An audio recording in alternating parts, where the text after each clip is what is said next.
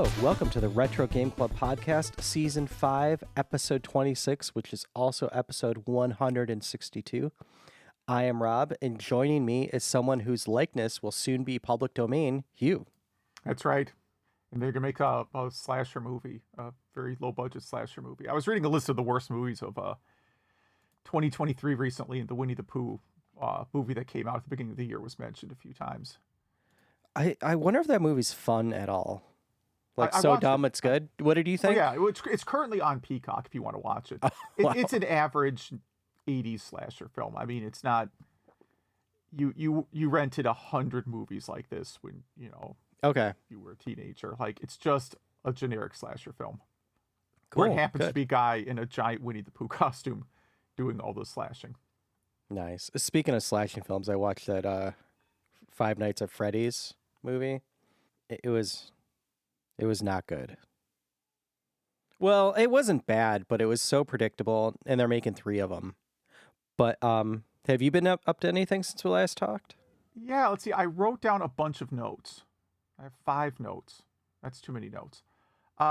So I got contacted kind of out of the blue by someone from a website called Game Love with a U and no E. So it's GAMELUV.com, who Okay. did a remix of one of my articles. What do you mean remix? Well, so I have this thing called, I did a page called Console Timeline. I think we probably talked about it in the show at least once, Yeah. which is my visual representation of how long systems lasted. And it's a very generic, like black and white color scheme, right? Yeah. This guy like took it and redid it with the logos of all the systems. That's pretty cool. It looks really good. Yeah. Yeah. It looks way better than what I created. I mean, I'm still going to keep mine, and I get to update. I update it like every year. Usually around January, I go and update it, and I guess it's almost January. So I'll end up updating it again. I don't know if he's going to keep this version up to date or not, or if he just did this once for fun. But I think it was really cool to see, and I recommend. I hadn't even heard of this site before, so I just like signed up for their RSS feed. And, Cool. they do a lot of articles, man. A lot of like kind of oddball retro game articles. Like I like that stuff. Like they have You said it's Game Love? yeah, Game Love with a U and no E, GAMELUV.com. Like they I was just going through their archive, and they had an article back in October about unrated video games. So games that were released that never went through ESRB rating. Mm-hmm. And most of these just look like shovelware kids games, man. Some of them are just books on a DS cartridge. That is pretty interesting, though. It is. It was like a neat gallery. And of course, they include things like Linux for PlayStation 2, which I guess you could buy at some point. Mm-hmm. I've never really thought about buying Linux for PlayStation 2 or paying any money for Linux. So what else did I put on here? It's not really news, but it's a recommended reading on shumpalations.com. They just put out an article from a magazine called Bit Magazine. I think it must have been Japanese. Okay. And this is from either 96 or 97. They have an interview with the people who actually programmed Donkey Kong. Because remember, Nintendo didn't program that game. Yeah. About the whole process it's very detailed. I'm not going to go over the whole thing, but it's very detailed about how they created the game, like the algorithms they used, some of the design problems they had along the way, what it was like working with Nintendo, all that stuff. So very long article, very detailed. I didn't put it in news because this is an article from more than 20 years ago. This But would have it's, been helpful when in 1983 when people were porting this to every system and not doing a very good job. Yes, I suppose so. I suppose so. Grand Theft Auto isn't really retro, but I assume everybody watched the trailer. There's nothing in it that looked like gameplay to me, so I don't have a whole lot to say about it. The thing that's interesting to me is the release date being like 2025. It kind of makes me wonder if like they know something about Nintendo's next hardware. Maybe not. I have a feeling GTA 6 will not be on any Nintendo hardware. I don't think so. Maybe 30 years in the future, it'll be on, a remastered collection on the whatever Nintendo has 30 years from now. But, like the Grand Theft Auto trilogy. Yeah, remakes, yeah. I guess those are only 20 years old, but still, they're old. I want to tease real quick for anyone that is not fast forwarded through the section that our last episode of 2023, we're going to kind of lightning round XXX 3 anniversaries. So anything that turned, from 83, 93, 2003. I guess if you think 2013 is retro, you can include that too. But if there's any like anniversary games turning 40 or 30 or 20 or even 10 that you want us to mention, please send us an email. And what is that email address? email@retrogameclub.net. Thank you. So, yeah, send us an email if there's something with a big round number anniversary you just want us to mention. Yep. And then we always take a little break into the new year, and we're recording some extra episodes as well. That's correct. What about you? What have you been up to? Let's see. I went to this store called Second and Charles. That's not far from my house. You said it used to be Books A Million? Books A Million, I believe it was. Yeah. This store has everything. It has books, it has toys, it has stuff like Pops, it has manga, it has used video games. And I couldn't believe what great a selection of used retro games it had. So here are some things I picked up. There might be one thing that I didn't pick up there. I can't remember everything I got everywhere. This Pac Party for the 3DS. I think it's like a Pac-Man party game. Pac-Man Party 3D. And the prices were really good too. Let's see, what else do I have here? For my daughter here, Barbie and her sister's Puppy Rescue for the 3DS. All right. Yep, that's a banger, right?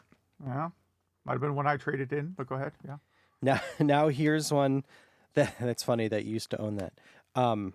Probably we did, yeah. Here's one I got a great price on that I haven't seen in a store since they were released. A Guitar Hero controller for a DS or DS Lite. Okay. It plugs into the GBA port. And I couldn't not buy it. And the funny thing was, it said, no game. So it was a really, really, really good price. If you go off eBay and price charting prices. And then I saw in their I never buy unboxed games anymore for retro games, but I was just looking through their unboxed DS games, and they had the Guitar Hero game that is supposed to come with it. And so I called the guy over. I'm like, can you get this out of the case, please? And he wasn't really busy, but he seemed like he was in a really good mood. I'm like, how much for this game? And he's trying to price it out. He's looking online, and he was just like, you know what? I don't have any other stickers other than this one $3 sticker that I had laying around. So he just gave it to me for $3, and it's worth way more than that. Okay. And then a game I surprisingly didn't have boxed for 32X, NBA Jam Tournament Edition. Yeah, that's a good port. That's a really, really good port too. Absolutely. So if anyone has ever been to that store, Second and Charles, let us know if you had any good finds. Email at retrogameclub.net.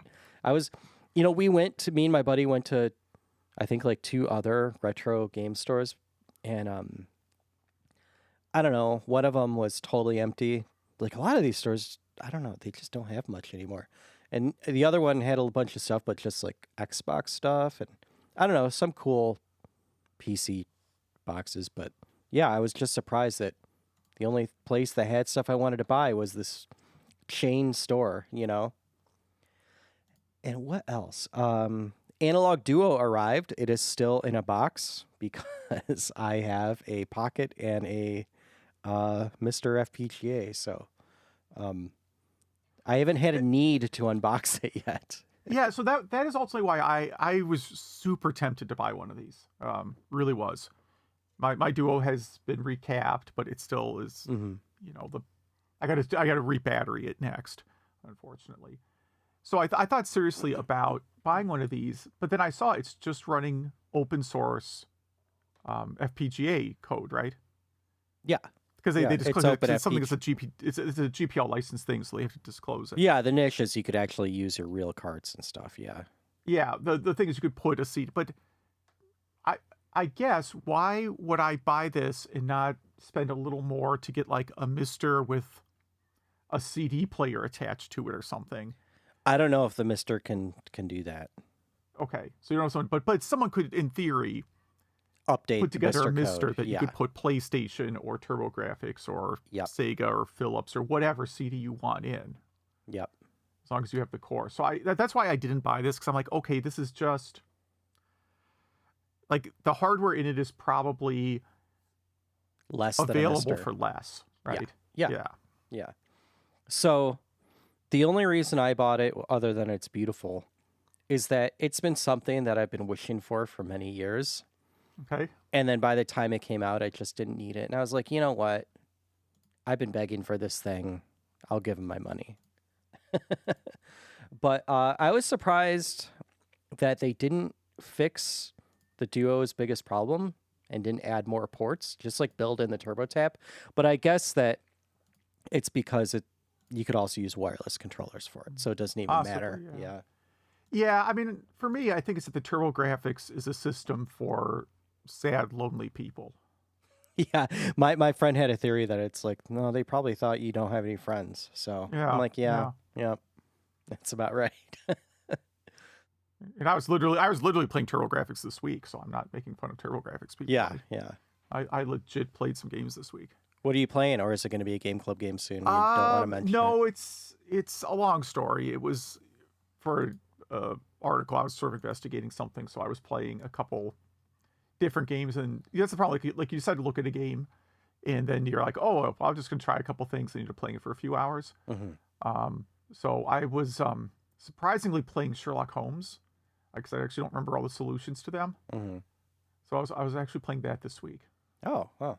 For an article that I may post, or I might just hit delete on later.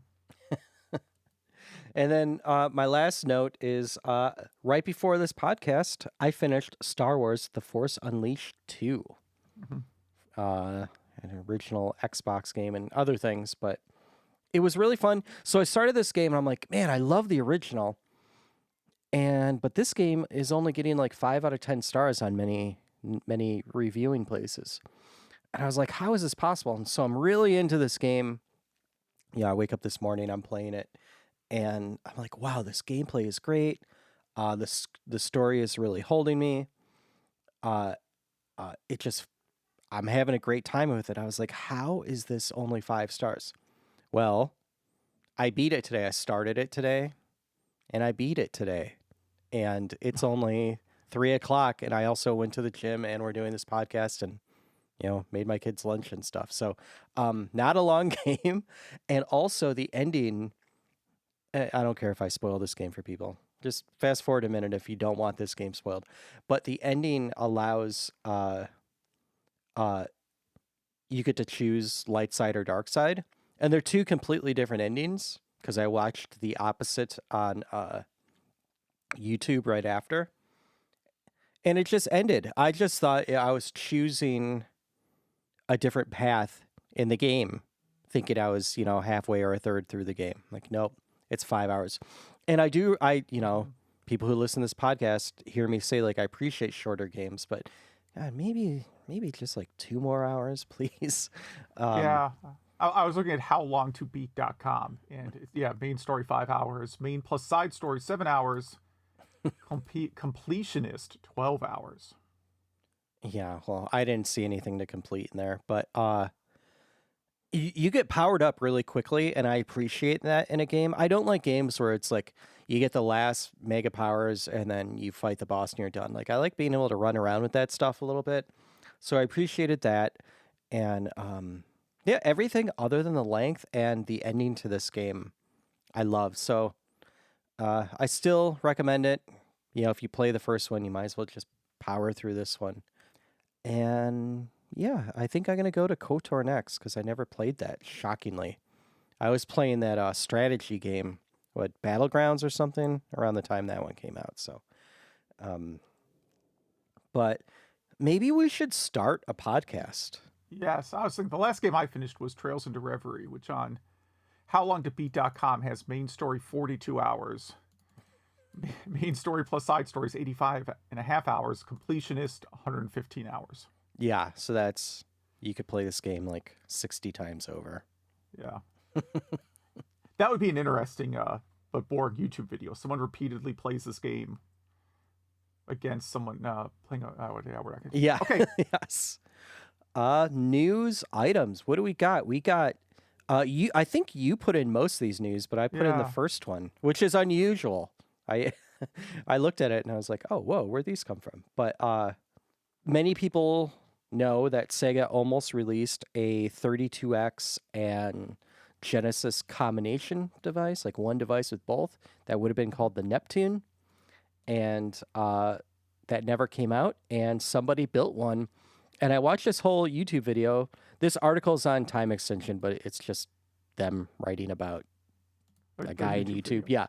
And he 3D printed an awesome case, and he talks about how you take apart your 32X and fit it in there, and it's just awesome. It's incredible. Okay. So it still works with the Sega CD too. Yeah, so I saw something like this years ago, but it wasn't a 3D printing project. It was more of like, I'm going to mod a Sega Genesis case to include the 32X hardware inside. Mm-hmm. So, which again is also a cool project. Yeah. But not the same. This is 3D printing what the mock-ups looked like.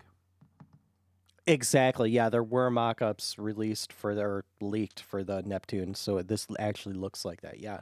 Pretty cool. And you don't need 3 giant bricks anymore to power your 32X tower. I think the next one is yours, right? Yeah, I did a bunch of just ROM hacks and indie stuff this week. Just real quick, the annual NHL 94 ROM hack is out.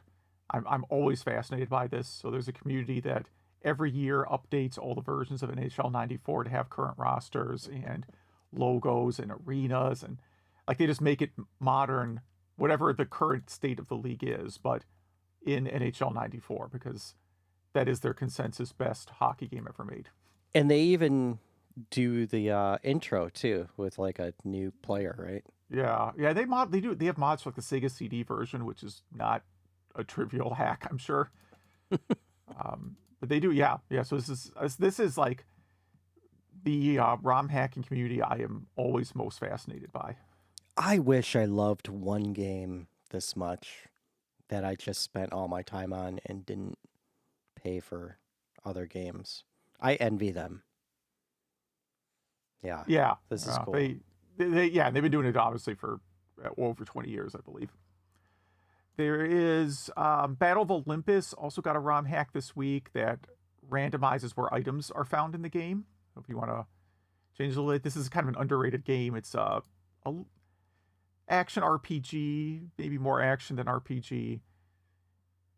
So it's similar to like Zelda 2 a little bit. There is a new indie PC Engine, or TurboGrafx, game on HuCard called Strife Sisters, which looks like a tactical RPG. And this is available for purchase. This is a real... Yeah, there's a case and everything, yeah. Yeah, it's a real game you can buy. It's $60. So it's, again, not super cheap, but this is like... This looks to me like... this would have been a $60 game when it launched, just looking at it. Yeah, yeah. So it looks pretty good. There's a free new Apple game called Castle Dain. I think I'm pronouncing that correctly. Which he's been working on it for like 3 years. It's written in assembly. I think this looks great. I mean, obviously, Yeah. the graphics are Apple II, so it's not super realistic, but I think it looks great. I think this looks amazing. There's a little YouTube video and stuff, so you can download that. And this last one you must have added. I don't. Yeah, I added this last minute. A Japanese exclusive Rockman game called Rockman EXE or EXE. It was an arcade game. Apparently, its ROMs were finally successfully dumped for emulation, probably MAME. So please, if any of you know anything about this game, I don't know why it's so rare or why it took so long to get dumped, but there you have it. So it has something to do with the hardware. They're talking about like actual. It's integrated with some kind of actual physical thing you put in the I don't know this game. So it's one of these where I think there's some like other physical component to it that you have to emulate somehow. Weird. Yeah, it's heavily reliant on physical switches and levers. Oh wait, yeah, let's see. There's a picture of the cab here. It's hard to see though. Yeah, the cabinet picture doesn't help you that much, but I guess there's like I don't know, man. This would be me is like trying to emulate one of those punching games at the arcade. Yeah, or arm wrestling or something. Yeah. Yeah, this cabinet actually looks like that Super Pocket Capcom thing. That's kind of funny. And then we have a topic this week. Okay. And the topic is your website. Yeah, great. Yeah, I don't, by the way, nominate these things. You know, No, I usually do. As you know, I'm horribly opposed to self-promotion.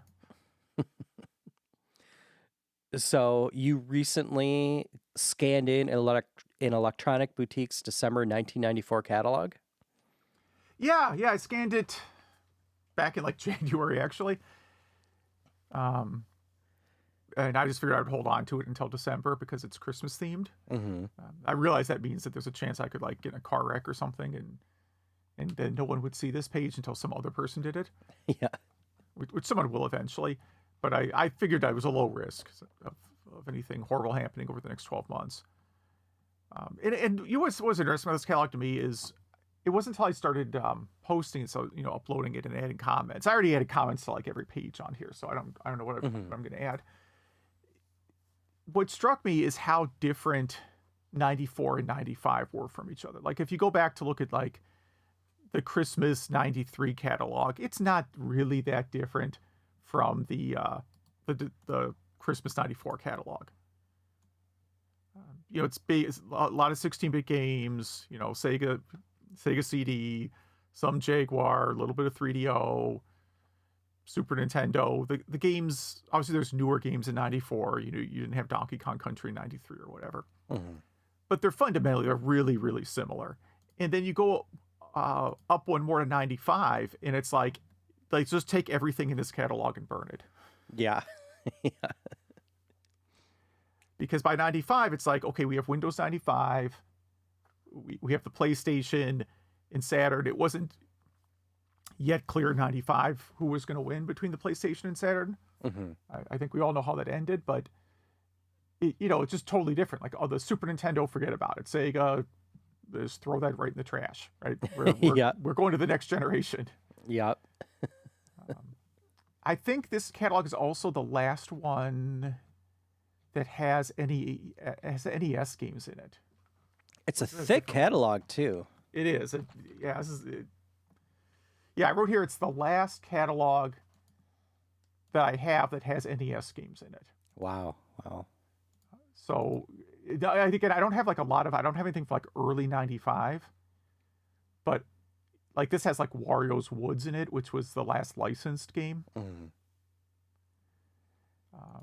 So this is like the end of the NES for sure. I mean, the NES was already kind of a dead system, but this is the last time you'll see NES games in one of these game store catalogs.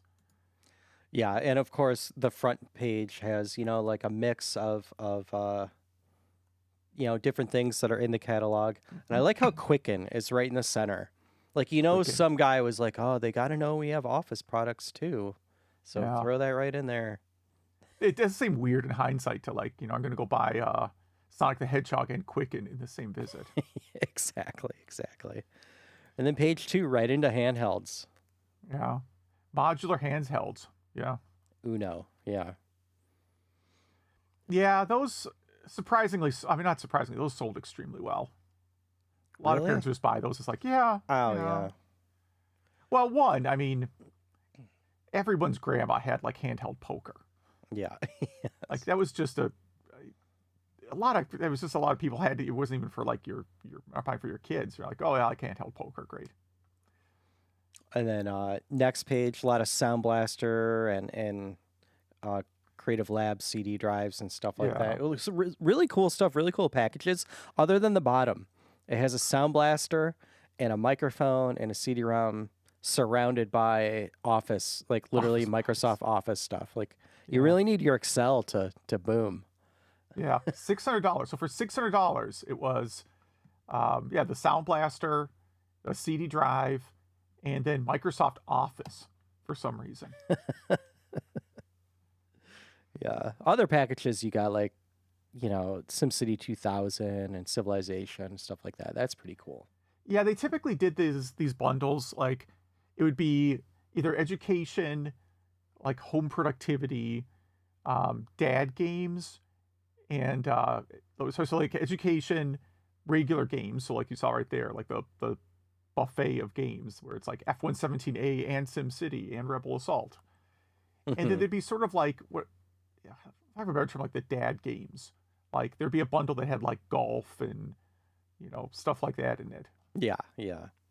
There's a lot of pages in this where I want every single thing on the page, and it's front heavy on that. But yeah, there's these Sound Blaster pages and the CD pages for Yeah. sure. We don't get our first real software until page 6, though. It is. It opens with the most expensive stuff. It is, and yeah, I don't know how many people. I guess it's Christmas time. You're hoping someone's going to buy a Sound Blaster giant box for $600. Man, this is 94, and like there's CD stuff. You think there would be like modems and stuff? Well, I guess it's a There little are early modems. for Yeah, modems. yeah. There's modems for sure. You got to scroll down. Oh, okay. There's modems, and the other kind of computer hardware is a little bit further down. But 99% sure there's modems in this one. Okay. It's funny. Again, I scanned it. I should remember this stuff, but there's usually modems in most of these. But a lot of these CD-ROM games I don't remember. NHL Hockey 95 cannot be good. Like any DOS or Windows sports game, I remember not being. Well, really anything like that wasn't that great on the older computers that I remember. I mean, what I remember on this page is Wing Commander was like the most popular game. The Wing Commander with Mark Hamill was the most popular game on not in the whole store, but on this particular section. That'll eventually be a Game Club game, I think. I think I had that Wings of Glory game that's on page 6 here. Again, I should mention, listeners, there's a link to this on our show notes, so please follow along. Oh, yeah. Yeah, the whole first section is like, CD-ROM games, and eventually it gets into kind of weird stuff. Page 7, with X-Wing, Star Trek, what else is in there? Some really cool. Yeah, Under a Killing Moon, which is on my backlog. I bought that on Steam for like a nickel.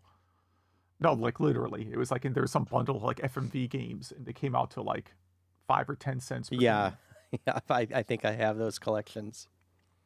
I love seeing one of our old Game Club games here on page 9, the Explora by Peter Gabriel.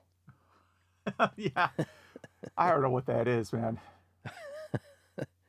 It was my biggest observation on here is there was an RPG on here called Stone Keep, like a dungeon crawler, and I think like everyone in the world forgot that it did not get a sequel for almost 20 years, and that sequel is only on the Wii and only download on the Wii, so you can't even play it anymore. Wow, the box looks like a tombstone. It looks incredible.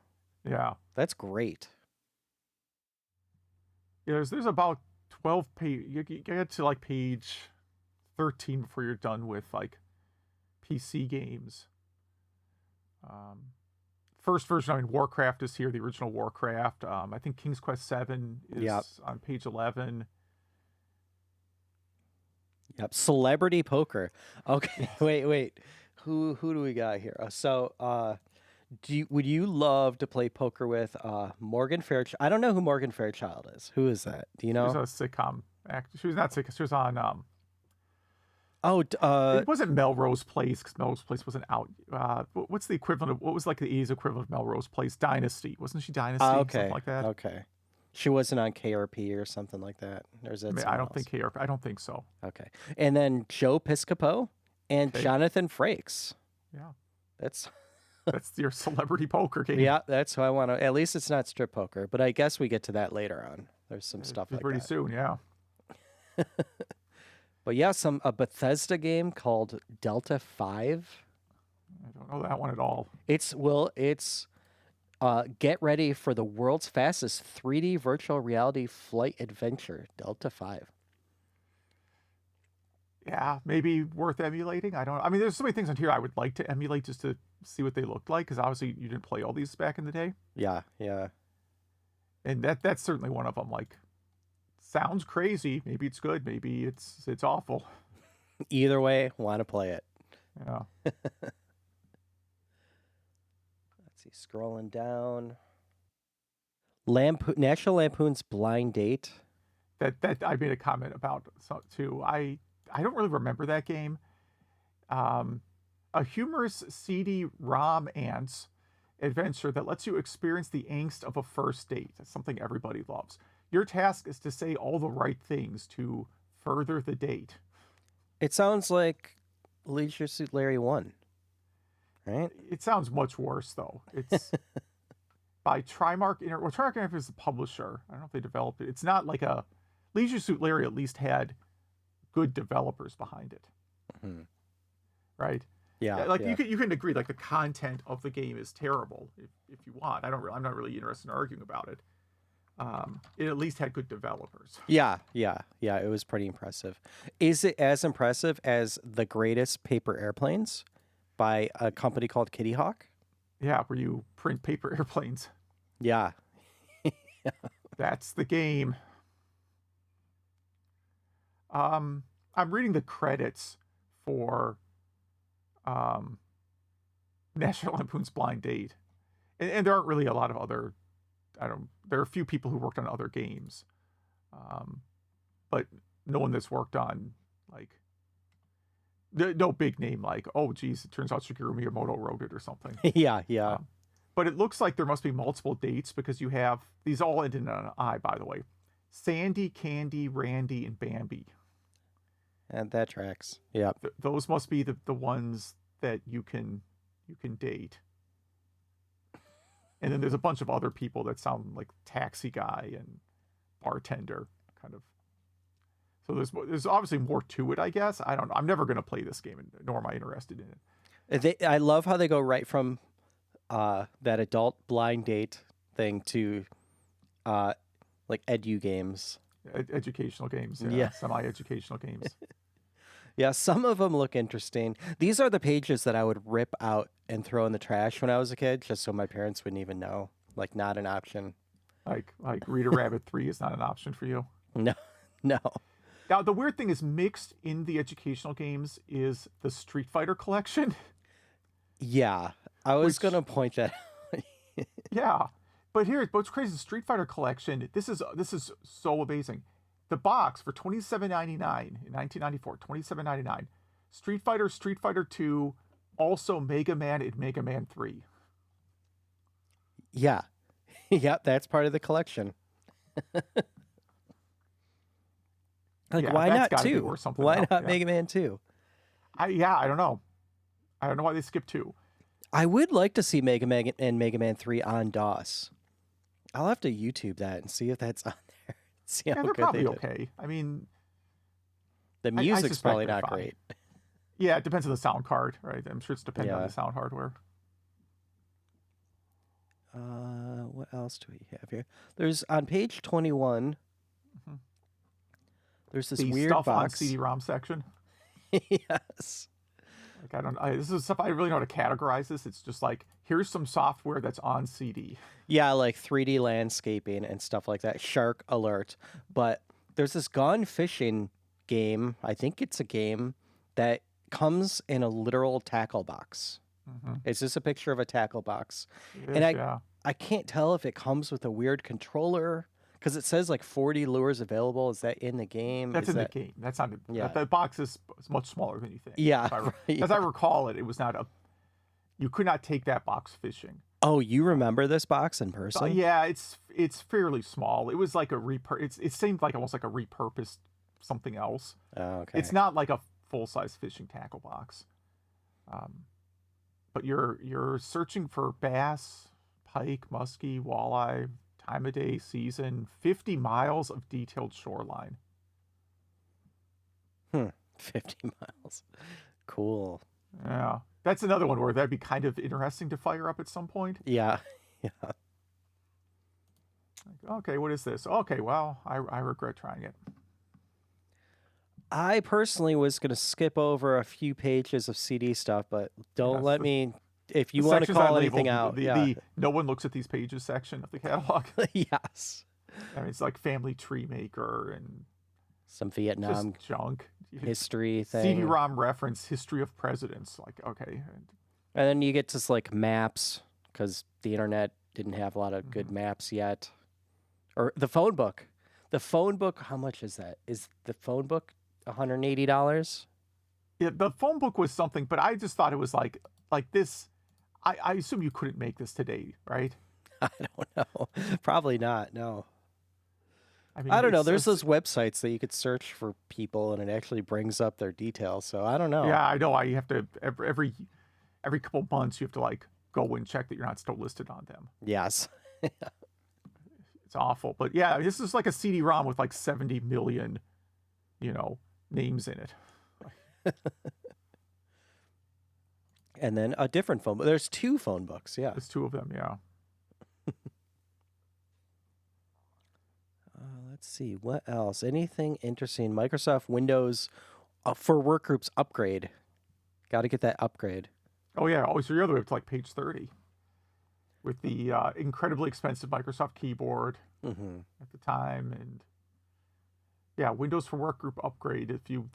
I think you had to have that to have internet access on Windows 3.1, right? Oh, yeah. Yeah. Well, I skipped over page 28, something I made a note of. Virtual reality, madness, and more. Create amazing virtual reality with this do-it-yourself kit. Use powerful software on 2 CD-ROMs to build realistic, interactive virtual worlds. So, and it has a picture of a guy or a statue wearing a virtual reality headset, but I don't think it came with a headset. I don't think it's actual. Not for $29.99. Exactly. Yeah. Do it yourself. It could be like a what's that cardboard switch thing again? Labo. It could be a Labo thing. Whatever it was. Yeah. You strap a CRT monitor to your face. Well, I mean, we did sell something like that at one point, where it was basically 2 like monitors inside a pair of glasses. Really? It had it had like AV hookups. Like you just hook up your Sega Genesis to it. That's awesome. I don't know if that's in any of these catalogs. We had it for like a week. So, yeah, someone probably got hurt or something. They had to pull Someone probably permanently lost vision or something from it. I was surprised to see page 31, Turbo Pascal. Or sorry, Turbo C++. Yeah. Gonna buy Turbo C++ at the game store. There you go. Yeah. And a bunch of other office type garbageware. Yeah, it's quite a while before you get to video games. That's the other thing that amazed me with this catalog is you got to get like halfway. You got to get past stuff like Tax Cut and Peachtree Accounting and OS2, like to get before you get to video games. Were you an OS2 person ever?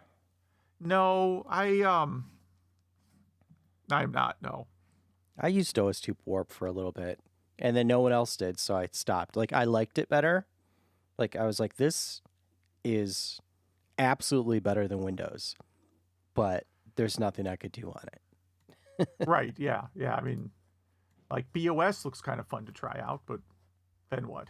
Yeah, you could play MP3s or search non-SSL websites. That's it. The screensaver page is pretty epic.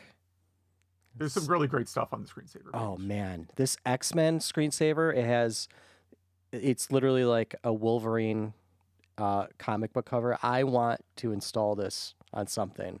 Mm-hmm. I'm sure the Star Trek one and the Simpsons one is great too. And of course, on the same page, you could buy TurboCAD. Mm-hmm. There's a bunch of utilities, Yeah. most of which Windows ended up including. So that's the other part of this is obsolete. It's stuff like Xtree Gold. So Xtree is Windows Explorer. Yeah. Yeah. So that's gone. Any of those fake RAM doublers? No, those just created the RAM doubler just created a page file on your hard drive. Yeah. Yeah. So you had slower memory. Yeah. It literally it pretty much edited your config sys. That was it. It was bad. Very bad. More education games. Then we get to Doom.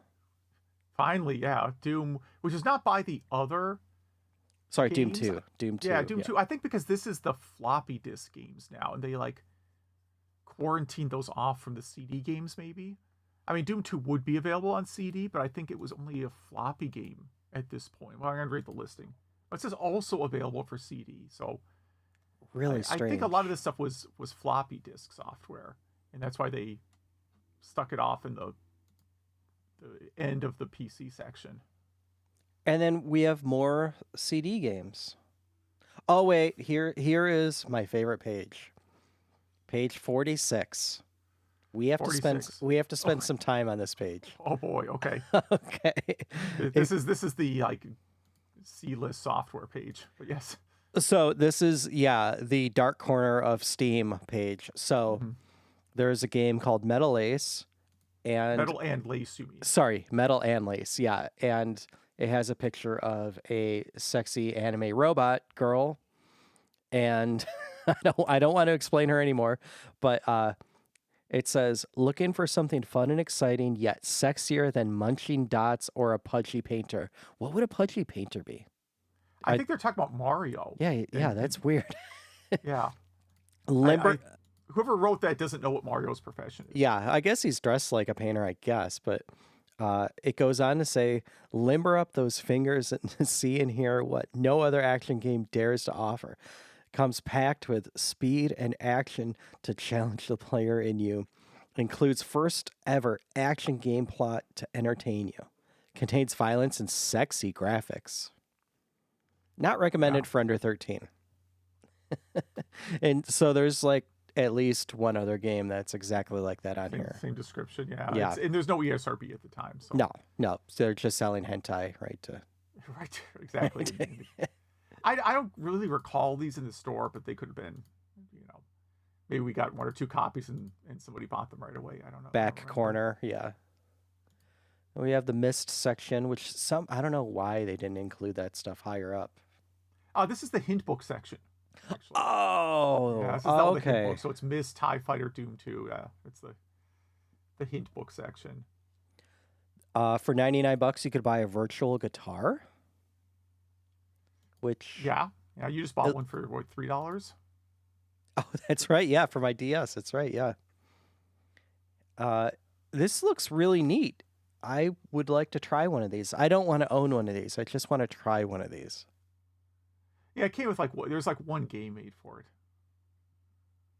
Exactly one game made for it.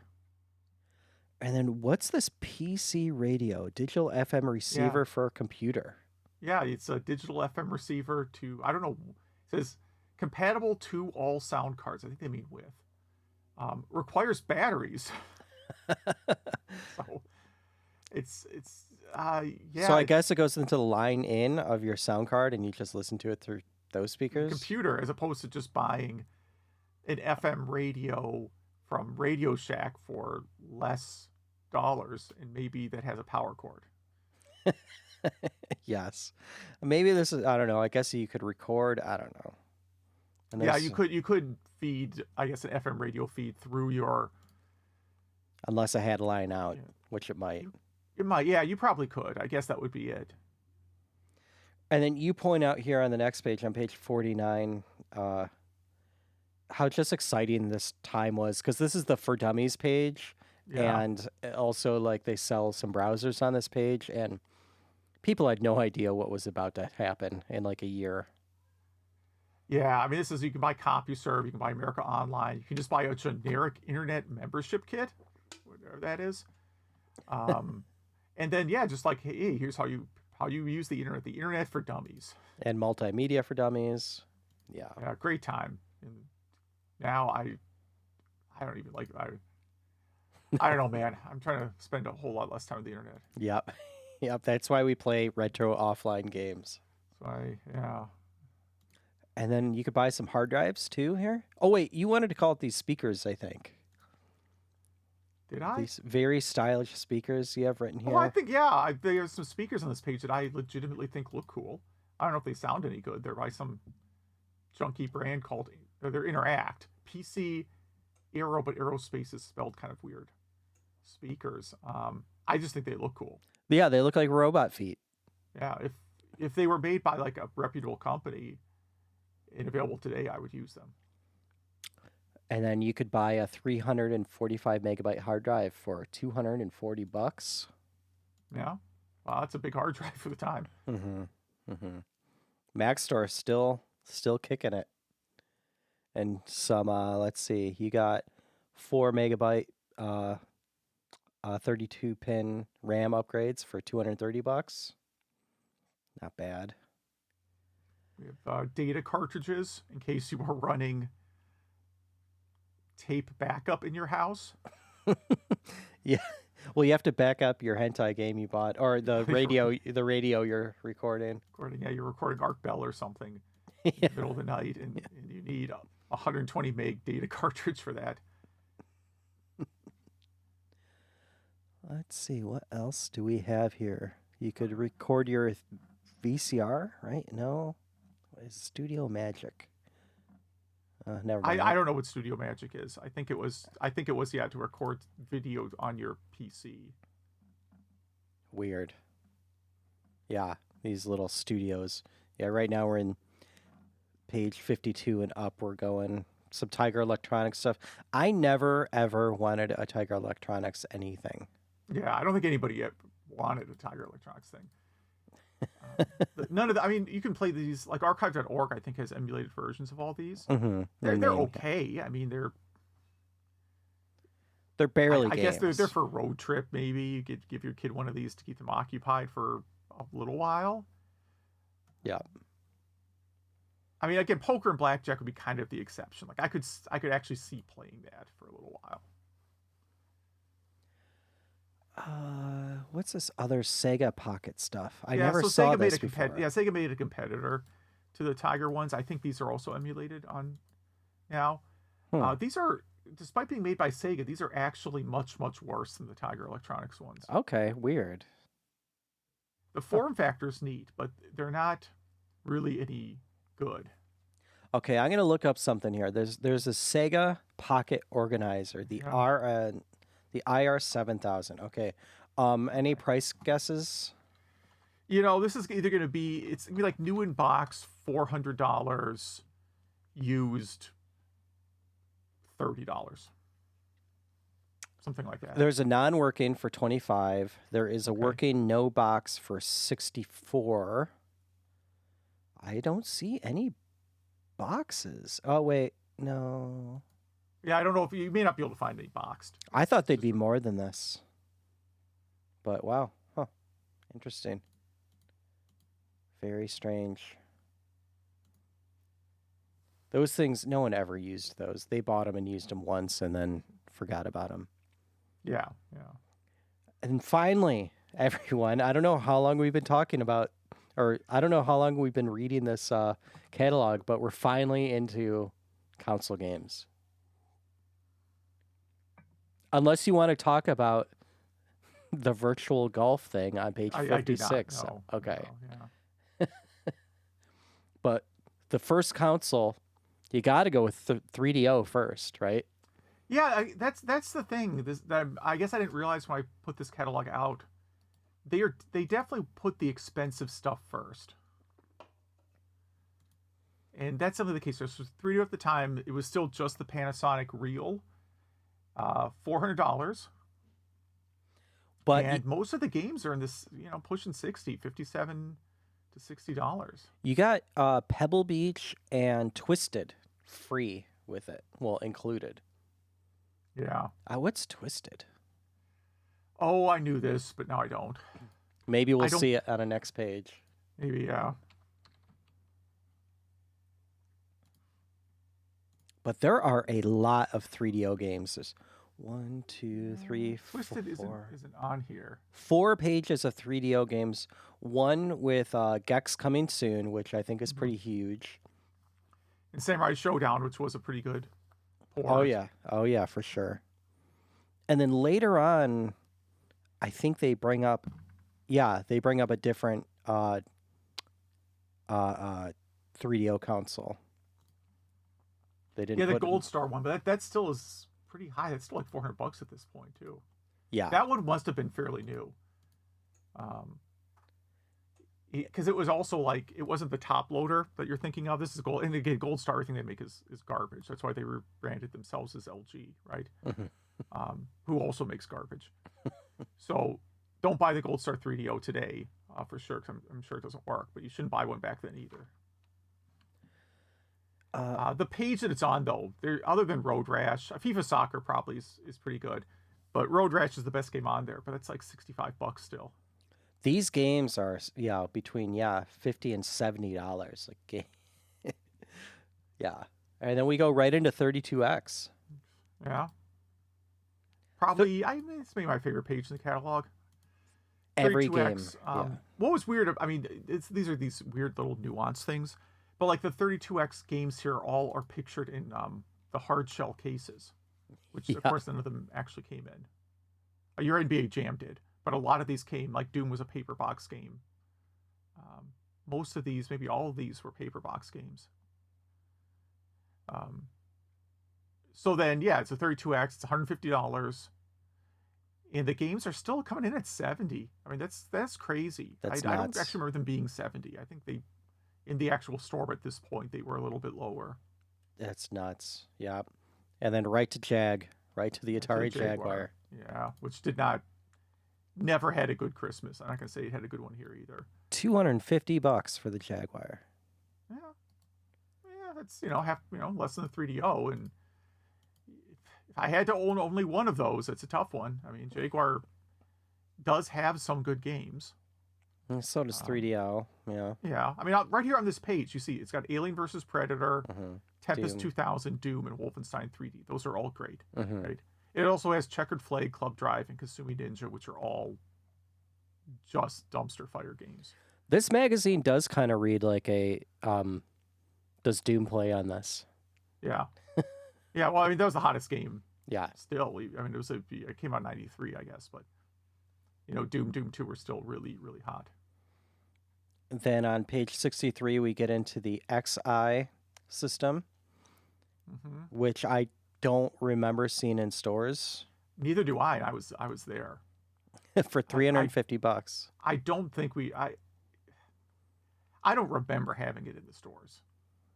And the game they push with it is Rayman, and you call out the cover. Well, one, it's a Jaguar game, so it's a weird one for them to call out, and then it has like some weird placeholder box art. Yeah, really strange. Yeah, and then some of the 16-bit games get kind of commingled. So like they have a page here that's EA Sports games. So it's both the Sega and Super Nintendo version, and the Konami page is just Konami games, Contra and Animaniacs. Again, all kind of commingled across the systems, and the other pages like Lion King, Jungle Book, and Pitfall, all kind of grouped together. And in some cases, the CD port is cheaper than, like NHL 95. What is that? Let me zoom in here. One second. Well, Pitfall: The Mine Adventure is $54.99 for Sega CD, and $69.99 on Super Nintendo and Genesis. I don't think it was ever that much though. Yeah, Shaq Fu was $70. Didn't matter what you bought it on. Yeah. But yeah, so yeah, NBA Live 95, yeah, $65 for Super Nintendo or for Genesis. And then Super Nintendo, yeah, $60. Yeah, that's weird. But yeah. And it kind of goes on like that. There's definitely a shovelware page on page 69. Oh, yeah. Scottie Pippen's basketball and Red Zone. Red Zone might actually be. Yeah, that's not bad. Yeah. Lawnmower Man kind of has a little bit of a shovelware feel to it.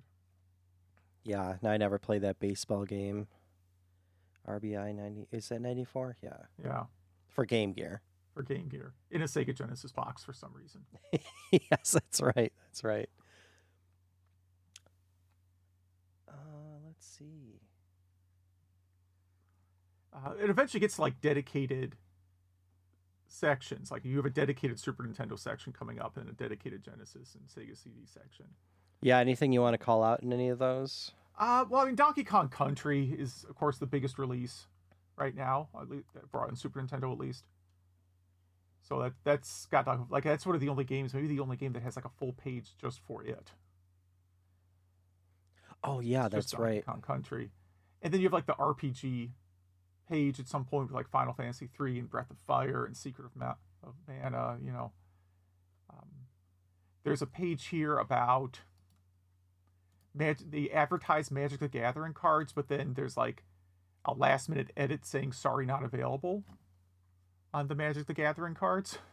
Yeah. That was, and I think I explained this in the article.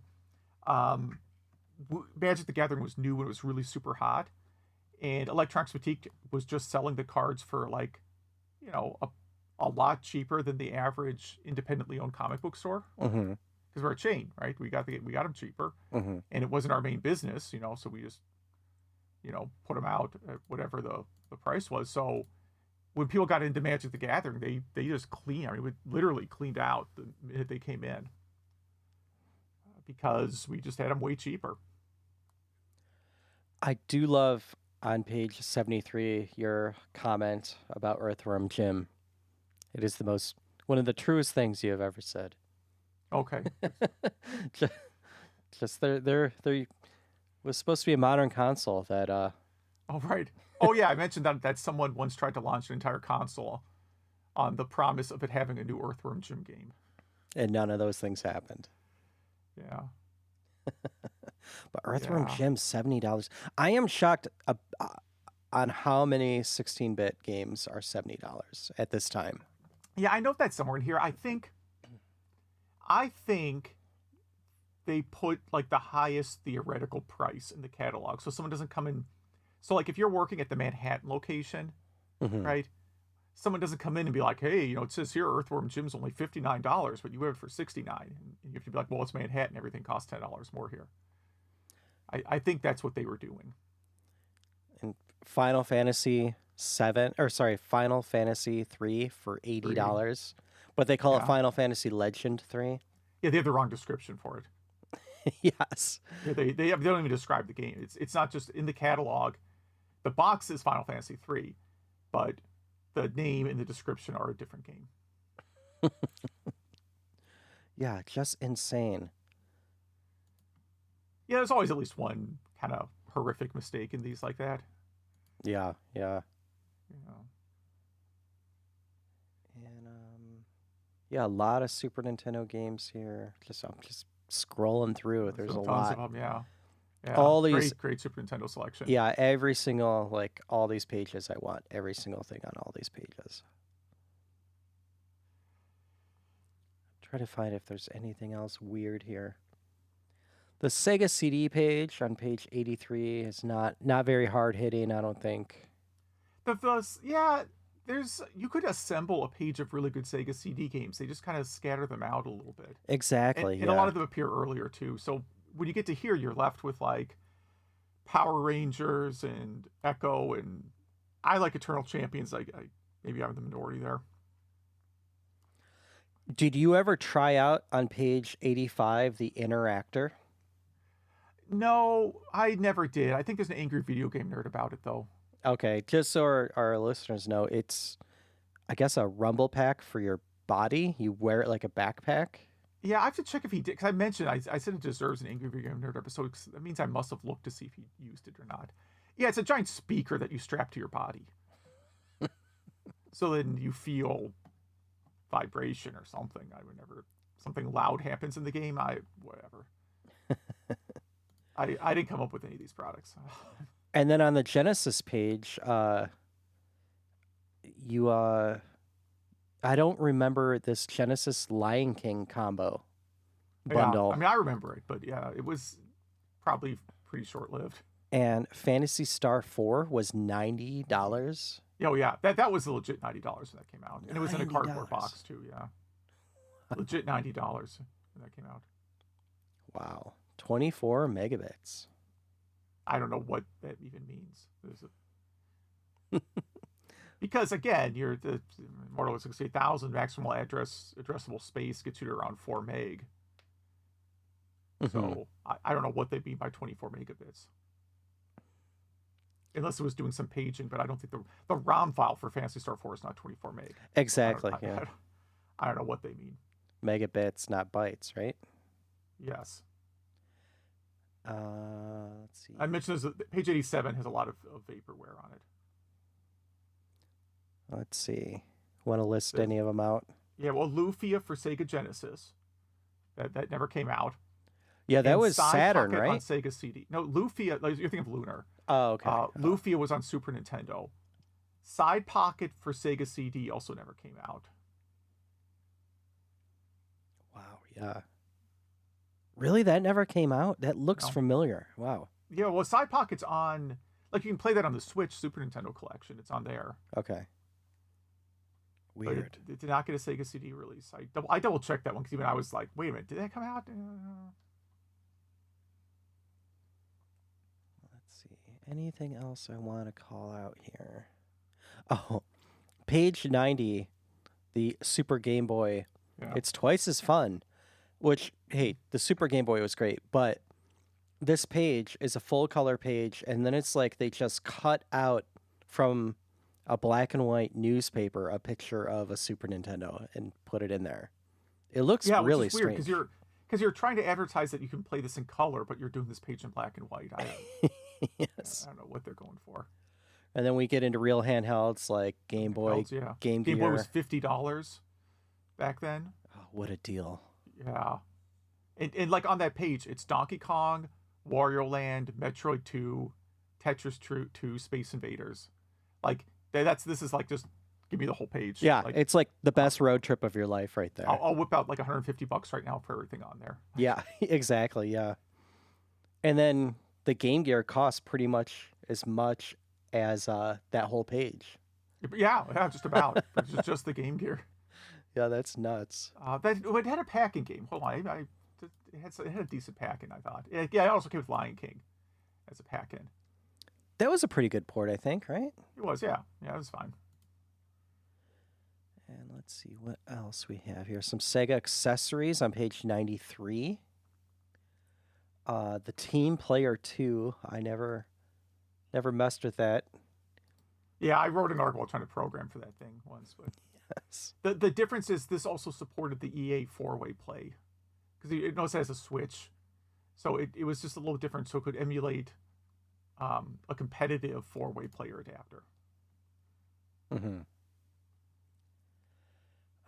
Power pack without AC adapter, $45. Yeah. Yep. A CDX carrying case. I don't think I've ever seen one of those. No, I don't think the CDX is listed in this catalog either. No, I don't think That's it is. what's funny about it. And what else? Some joysticks,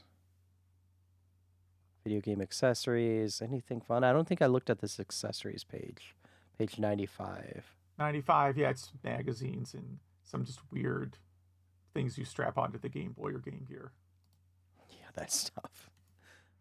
You know, to magnify the screen or do whatever. car adapter for Game Boy, that kind of stuff. Video jukebox I looked up. I think that is also vaporware. The thing on here called video jukebox. Oh, really? Cause when I wrote this, I'm like, how could I not remember that thing?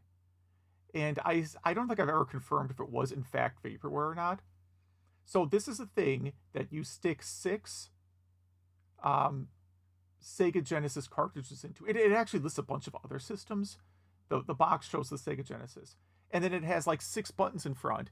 So you can stack your 6 games in this thing and then press the button for which one you want to play. Yeah. I think that was on like an episode of like the Computer Chronicles or something. Yeah, I wonder, because I don't... No, we talked about this before. Okay, we have, because I know if I saw this, I would remember it. Like, there's no way I'd forget something as weird as that. This came up someplace, and we had to research this before. Maybe we talked about Computer Chronicles, but yeah, I just like, man, what a wild invention that is. And then we get into the discount games. It's all black and white. Black and white discount games, yeah. Nice. Previous year's Madden and The Haunting, which isn't really a bad game. It's all right. Spider-Man X-Men, which I just picked up. Yeah, Spider-Man X-Men, yeah. Crash Test Dummies, which has like a kind of underrated soundtrack. Not the best game. Yeah, the discount stuff, and then I just include everything. Mail order form, I put that in there. Yeah, I'm glad you do, yeah. I guess we want to see what a mail order form looks like. Compare sales tax rates today to sales tax rates in 94. And then that's it. Yeah, I'm glad I thoroughly enjoyed looking through that. I'm glad you I'm glad you scanned that in, and I wish there was a mechanism that my kids could experience something like this. I think Amazon tries to make pages like this for kids, but it's not the same. Yeah, it really isn't. I mean, your kids have the internet. It's never going to quite be the same as like, I just remember getting, the giant Sears catalogs, and having to go through and, pick out stuff from there too. But back then that was like your clothing, your tires, everything. Yeah, Amazon's just not the same. No, not even close, no. Well, I hope everyone enjoyed reading along with us. I know that was kind of a long over 90 pages, but I guess we have a game club that we should do. We do, yeah. So I did Chrono Trigger. It is a game I've wanted to play for a long time, even though I didn't like turn-based games before. And now I guess I do. So, yeah, I think you were listening to this podcast. You know what Chrono Trigger is. 1995 SNES game by Square. It's a 32 meg cart, they say, at least on Wikipedia. And so, just a quick high level of kind of the story. You play as Chrono, and you go to this fair, and accidentally a time portal opens up. So you and a buddy go into it to find your friend that got sucked into it. She ends up being mistaken for a queen in the past, I guess because it's her ancestor, and we all look the same. Yeah. Spoiler alert, yeah. Yeah, it's almost like a grandfather paradox that almost happens. It is, yeah. And of course, you look at a photo of your old, like your grandparent, and you guys look exactly the same, right? Yeah, exactly. Yeah, and then you get accused of I guess, I don't know, kidnapping her or something, and then you escape, and you have to get out of there quick. So you open up the portal and go in the future, and bad stuff's happening, and it kind of goes on from there. I'll just leave it at that. I won't get totally into the story, but I know this is unusual, but I did want to pass off this to Hugh just because he knows so much more about this game than I do. Yeah, I mean, Chrono Trigger. I played a ton of this on the DS. I gotta open up my notes here. It's the problem. I have too many windows open again. Mm-hmm. So this was a game like, I used to work in a game store, and we would get like 1 or 2 copies of this a week, and it would always sell out right away. And the people who bought it seemed to be very, very happy with it. It seemed to get really great feedback. And later on, like the later 90s, I finally got a Super Nintendo at some point, and I started buying a lot of RPGs at Funko Land. Like, I bought Mario RPG for like literally a couple dollars, and I got Secret of Mana for a couple dollars. This is Again, when Funko Land was selling Super Nintendo games cheap. But Chrono Trigger was never there. Like, never found a copy of Chrono Trigger at Funko Land. So I guess people did, in fact, like it a lot. Eventually got a port for the DS, so I bought that. And I was really, really excited with it. I think the things that kind of make Chrono Trigger really good is that, you know, it's also a 16-bit RPG. It plays a little bit like a Final Fantasy game. But you don't have to do any grinding, right? Like, you don't have to go spend hours and hours just leveling up. Because the bosses are always just kind of the level you are. It works like a modern like Falcom Trails game. And again, this is I'm not accusing any developer for ripping anyone off, but like the Legend of Heroes series that was around in roughly the same time, like Legend of Heroes 3 came out right around this time too, had a kind of similar mechanic. You can see the enemies on the overworld, and you can approach them to fight them, or you can just kind of run past them. I know in Chrono Trigger, there's some enemies you can't run past that you have to fight. But you don't really have to go spend a lot of time leveling up, right? If you do, your character's going to be a little bit stronger. The boss fight will be a little bit easier. But it's designed where you can skip the battles and still fight the boss, no issue, right? Which is very different than how like Final Fantasy works. I actually started Final Fantasy Pixel Remaster recently. And luckily that one has like a 4x experience point built into it.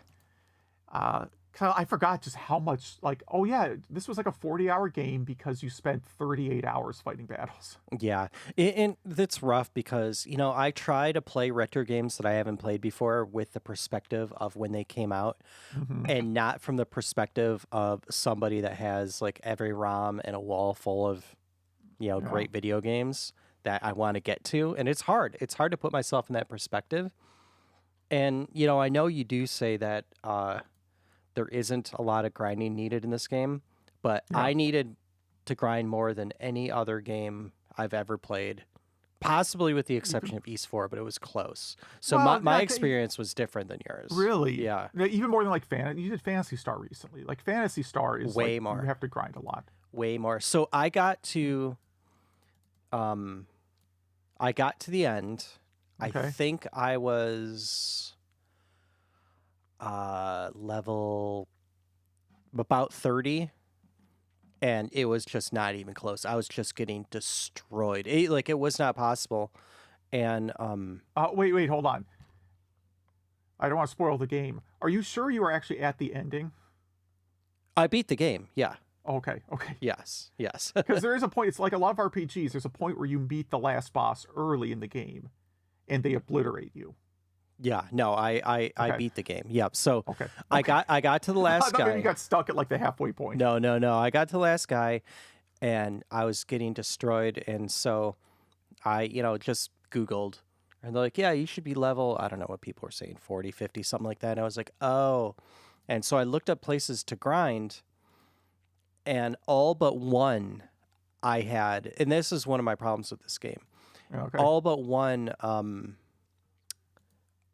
you couldn't go back to because I had finished that part. And in parts of this game, if you finish it, you can't go back to them. Like, that one mountain gets destroyed. Yeah. And another place too, I think the elevator or something like that. So I luckily didn't know about and didn't go to the robot side story island area.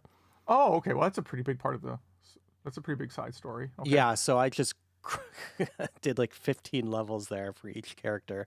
And then I was able to get a few other more powerful weapons, and I was able to... So it could be that you skipped a lot of the side content and went to the last boss too quickly. Yeah, and I didn't even realize it, though. Yeah. I didn't even realize it, but sorry. Okay. And then what was I going to say? So I played this on Steam with the original graphics and action mode. I had a note that the assets in this game, like, there are so many assets for a Super Nintendo game. It's just a big game, a stark difference from 8-bit games that you'd be used to back then. And this came with the cool anime cuts that I guess were originally from the PlayStation, but were also in they in the DS port? Yeah. DS port had the cutscenes. Mm-hmm. Those are cool. They're pretty good. Yeah. And they're done by the guy who did Dragon Ball and let's say what else? Oh yeah, I was halfway through the game when I realized that I could change characters at any time. I didn't. You don't have to go to the end of time. I didn't know that. That okay? And but yeah, so I had a question for you about all Yeah, this was so this is my second turn-based RPG and I did enjoy it. You know, like you said, I don't know, I had kids around me when I was playing this game on a handheld and so I probably was half paying attention. And yeah, it so could be. Yeah, so yeah, I didn't realize, I missed some side story and some content. I was underpowered.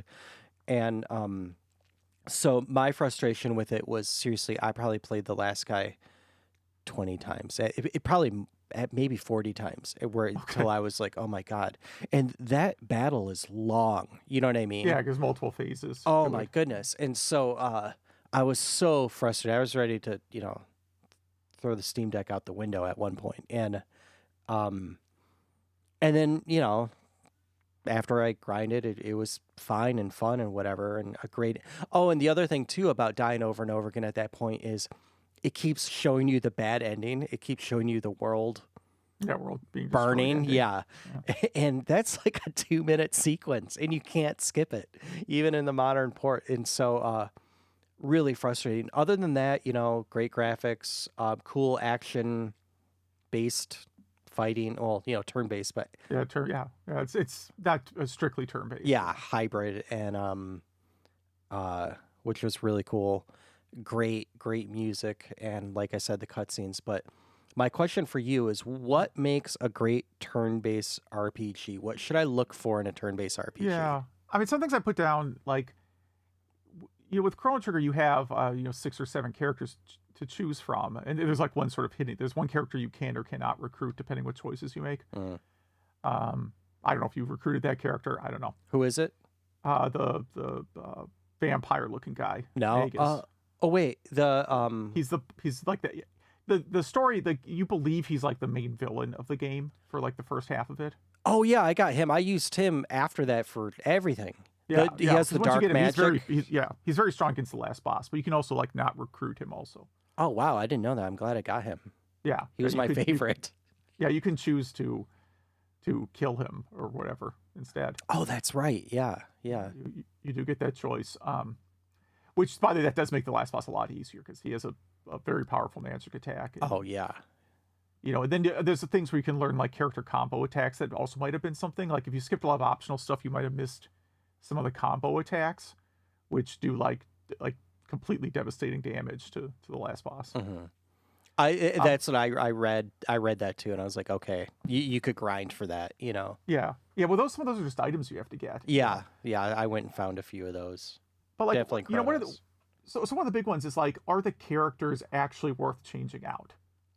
Like to me, that's a big one. So if you have a party of like 6 or 7 characters and you're trying to figure out like who's the best combo for this group, that's usually to me that's a good thing. Like I like Fantasy Star 2 and 4, right? Those also have interchangeable parties, Mm-hmm. but you would just never would change them. Like Fantasy Star 2, you have a party of 4 at any given time. There are 3 people that will just always be in your party 100% of the time. And then there's a little bit of debate over who you might bring in as the 4th member. Mm-hmm. But really, even that isn't like the full cast. There's like some people prefer the healer and some people prefer the other attacker, right? Mm-hmm. Like it's just not like there's just not much trade off to the characters in Fantasy Star 2 or 4. It's just these 3 or 4 are the strongest, and you shouldn't even bother trying the others. And even Final Fantasy VI has a bit of that too, where like Final Fantasy VI has maybe 12 playable characters, 12 to 15, somewhere in that range. And like 4 of them are just way more powerful than the rest of the group. And some of them are just completely useless. But I forget, like I know on Final Fantasy VI, there's like speedrun categories that include using a character that's considered especially useless. That's funny. So they'll include that. So to me, that's kind of a big factor. And then that there's no random battles. Like you're like if your party's like really beat up and you need to get back to town to heal or something, you don't have to worry about getting killed on your way out of the dungeon. You can just walk out. Yeah, yeah. And you could walk all the way back to the village and you're not getting attacked. Like Final Fantasy, that was a big drawback with the older Final Fantasy games. Like if you're in the middle of a dungeon and you're down to like you're out of potions and you have like 1 hit point left, it's just game over. Like, don't even bother trying at that point. Where Chrono Trigger or like the Trails games, you can just, I'll just walk back now and just avoid the enemies. So that to me is the big one. In terms of like the team, you know, they assembled like a pretty solid development team for this, because they brought in, and they had people who'd been writers for the previous Final Fantasy games. The lead designer was Hironobu Sakaguchi, you know, who was the creator of the Final Fantasy series. Mm-hmm. They brought in the scenario writer for Dragon Quest. So they actually had 4 writers on the game. 2 of them were Final Fantasy like alumni. Then you had like Yuji Horii, who was responsible for Dragon Quest. He created the Dragon Quest series. And then Masato Kato, who I don't think this was his first game, but he would go on to be a writer, one of the writers on Final Fantasy VII. Mm-hmm. And he worked on some of the later Final Fantasy games too. Hasn't worked on anything in a while, it looks like. But, you know, pretty well respected writer. And then it was a first time sound composer, so it was Yasunori Mitsuda was the composer, and he was like an understudy of Nobuo Uematsu, who created, you know, the Final Fantasy soundtracks. Yeah. And I guess, you know, he wanted, as the story goes, he was unhappy about his pay, and they said, well, you need to be a composer on a game, not like, you know, just on the staff. And apparently, Nobuo Uematsu at that time had started working on the soundtrack for Final Fantasy VII. Again, like, I don't think they even knew what console Final Fantasy VII would be on, but he had apparently been working on that or some other projects. So Yasunori Mitsuda got promoted, and apparently, like, he's gone on to do some great soundtracks, but apparently this was maybe a bit too much for a first-time project, because he at some point was hospitalized due to fatigue from like not sleeping for that's horrible extended periods of time to get the game done. And Nobuo Uematsu came in and did a couple of themes. You can kind of tell which are which. Like there are a couple songs you're like, oh, that sounds like it's just straight out of a Final Fantasy game. Mm-hmm. For sure. But I mean, he went on to do like the soundtrack for like Chrono Cross, which is absolutely phenomenal. You know, so he's very, very well respected today. Chrono Trigger, I thought, was a good soundtrack. It was, you know, again, his first, this is my game assignment, you know. Yeah. You know, and if you look at his resume, I mean, it's a mile long now of games that he's worked on. Do you think this is your half of these on Spotify, probably? Do you think this is your favorite turn-based RPG? Yeah, I mean, it's up there. It's definitely one of my favorites, yeah. And then I also mentioned, like, people always complain that there's no Chrono Trigger sequels, but there's actually 2. Yeah, there are. Yeah, on PlayStation, right? No, yes and no. So Chrono Cross was on PlayStation. Radical Dreamers was Satellaview. Wow. And there's now a Switch collection that has both of those games on it. Neither Chrono Cross plays kind of like Chrono Trigger. Kind of. I mean, it's a turn-based RPG, at least. Mm-hmm. Radical Dreamers is a text adventure. Really? Okay. Yeah.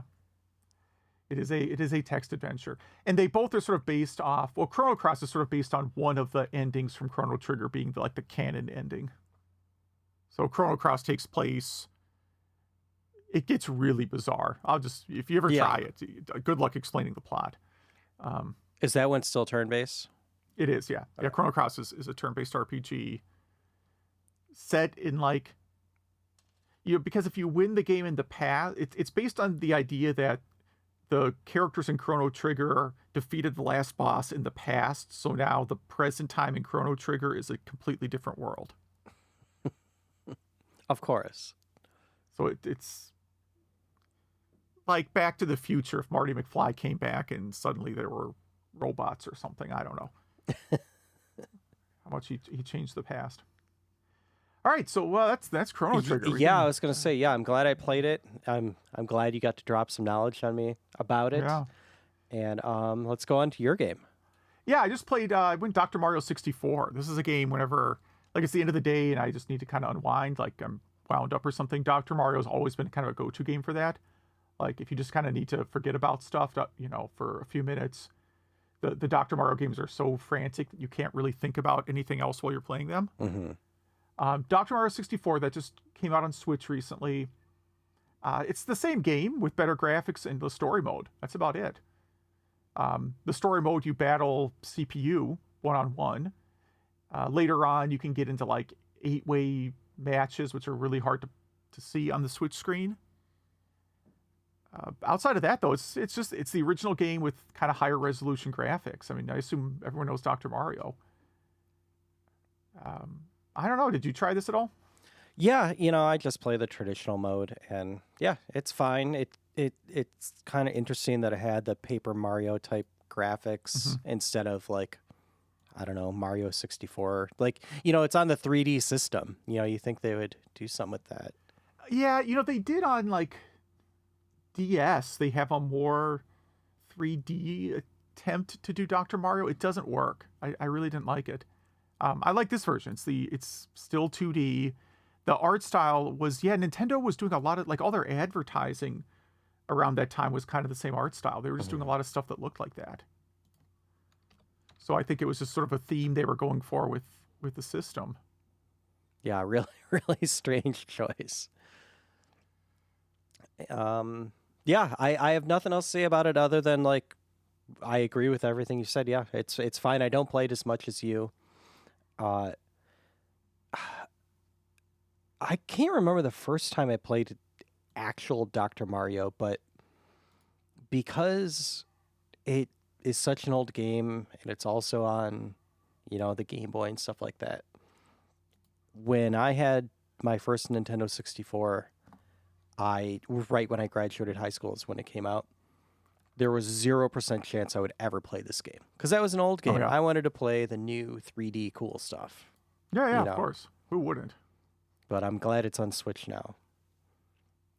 And what do you want to play next?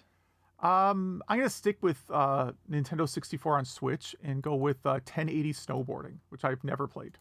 You've never played it? Never played it, no. And it's winter now, so let's do some snowboarding. Even though it was like almost 60 out today here. Yeah, it's pouring rain outside right now. Yeah. Nice. That means it'll do that in 5 hours here. I'm going to go with Sega's Rippin' Riders, which is a snowboarding game for Dreamcast. Okay. All right. Is that on a... I got to look if that's on a sampler disc or something that I have. Oh, I have no idea. But if anyone plays 1080 snowboarding, Sega Rippin' Riders, Chrono Trigger, Dr. Mario 64. If you build your own Sega Neptune, if you make a ROM hack of NHL 94 or any of that fun stuff, please email us. email@retrogameclub.net. That is email@retrogameclub.net. Zach runs all our social sites and stuff like that. So we have Facebook, Threads, Instagram. We have a link tree that you could hit. It has all of our sites on it. And we do have a few emails this time. Yes, which I will, I'll get to them real quick here. Jimmy G from the Pie Factory podcast mentions that Michael Jordan played in a baseball game against the Cubs and that missed still sucks. Technically, I looked this up. It was an exhibition game. Oh. So it was not a regulation. It was not a real game. I think it was, like, I don't remember the history of like the Cubs Sox like crosstown classic, but for some period of time, it wasn't like an official game. And obviously, if Michael Jordan's on one of the rosters, that you're gonna advertise that, and it's gonna be a big deal. But yeah, I did double check, and Michael Jordan has 0 professional games listed. Again, I stand by that he probably would have ended up being a pretty decent baseball player. Although probably, I'm going to say baseball players don't make nearly as much as NBA players. Although I guess that's not true in today's world. Maybe, I don't know. I have no idea. Well, I mean, the highest paid baseball player, because that was in news this week, that the best player in baseball got a $700 million contract. And like the highest paid basketball player, I mean, the salary cap is still around, I don't know, 40 million per year or something. Just 40 million per year. So That's it. like, that's How do all. they even Yeah. pay their bills? Yeah. Yeah, I know. So I don't know. I don't really know how this works. Nate Peters writes in to talk about Doodle World on Evercade. He wants to add the disclaimer that he does have a licensing deal to allow Doodle World on the Evercade. Right? Mm-hmm. So it's not, which is his way of saying, just, it's going to be biased, but, I don't mean that negatively. It's just full disclosure, right? Mm-hmm. Mm-hmm. So he says, before publishing Doodle World on the Evercade, he had not heard much about the system or games and hadn't really given it much thought. At some point, Evercade contacted him to put Doodle World on the system. He says they seem to fill a very nice niche role in the retro gaming community. Releasing games on a physical cart is maybe not something everyone is looking for, but there's a segment of the audience that likes it. Said the company behind it is Blaze. It's called Blaze. They're a small team, but they seem very community and developer focused. They seem to care a lot about small devs and apparently take a lot of feedback from fans about which games they should include on these collections. He said the initial hardware he was not the greatest, but the newer model called the EXP addressed a lot of the concerns the community brought up, and is a pretty solid handheld, and it also uses the same cards. So he says overall it's a pretty good system backed by people who are really passionate about what they're doing, and that it doesn't strike him as someone just trying to do a cash grab on gaming nostalgia. Yeah, I love it. I love it. And he and I traded a few emails about this, and I asked because there are a few games now that are one cart only games on the one game only carts on the Evercade. And he said, yeah, it has its own SDK, which is pretty cool. So it's not just ROMs, And well, I mean, it's ROMs if you're playing old games, but still, Yeah. very well done. And I'm excited for that. And we do have some social feedback as well. Someone writes in about Chrono Trigger saying he never played it as a kid. His first experience was earlier this year as a grown adult, and he was just engrossed in it and thought it was really wonderful. The music, the artwork, it was very balanced, pretty much perfect. So that's pretty cool. And we have a lot of Evercade responses on social. So someone got an EXP last month and got the Codemasters cart, really liked it, and likes the Amiga cart as well. Someone else got a Super Pocket. Let's see. Someone has a Evercade, all the Evercade units and carts to date. That's crazy because there's a lot of them. And so there's like a handheld one, well, more than one. And then there's the Versus, that's the plug into your TV one with 2 controllers, which is pretty nice. And he just loves chilling with it. Someone else got a Versus and the Taito Super Pocket, thinking about getting the EXP. Someone else has the original handheld. He likes the concept and was surprised how nice the screen and battery life were. So it's a quality piece of equipment. Zach actually writes in, and all the feedback has been very positive about the Evercade, and he has the original handheld. This one feels a little bit cheap. He wishes he held out a little bit longer to get the EXP, just because it looks like it has so many improvements, which I definitely think it does. And because he's a busy guy and he has a Switch, the Evercade just collects dust along with his other non-Switch devices. And he did pick up a Capcom Super Pocket, in quotes, for his son for Christmas. And definitely emphasizes the quotes. And then I have a note in there that I just watched a dude on YouTube replace the EXP screen with a nicer one. And had he just done that, it was a really nice upgrade.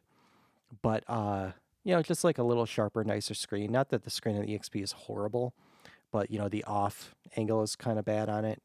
But he also wanted to improve the battery life too, and he just destroyed his EXP. So I might do the screen thing. You never know.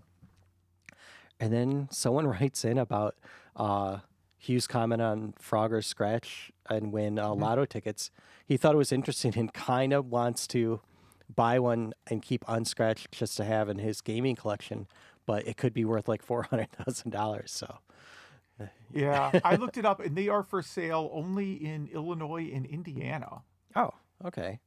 So I yeah, that's where they're listed. Illinois and Indiana. I don't see them when you search for. They look like different tickets though. The Illinois one looks, for lack of a better term, like it's a landscape, and the other one is like a square. Okay. It's got to get them like both. The then. Illinois one is $5, and the Indiana one is $2. Gotta own them The both. Indiana one, you can only win $10,000. That is the top prize. The Illinois one is $5, and the top prize is $400,000. Holy smokes! Yeah. But you are not going to win that. And then the no swear gamer writes in, answering the question about what carts would you put in if you had a Neo Geo 4-slot MVS cab, and he would put in Neo Turf Masters, Metal Slug, Puzzle Bobble 2, and Samurai Showdown, which those were pretty much mine. Those were close to mine. And our next question of the episode is, what notable retro anniversaries did we miss in 2023? Which you kind of already asked. So Yep. that is email at retrogameclub.net, and our socials are in there. And I hope you listened for this long and got through our Electronic Boutique's December 94 read. Yeah. All right. Well, thanks for listening. Yeah, thank you.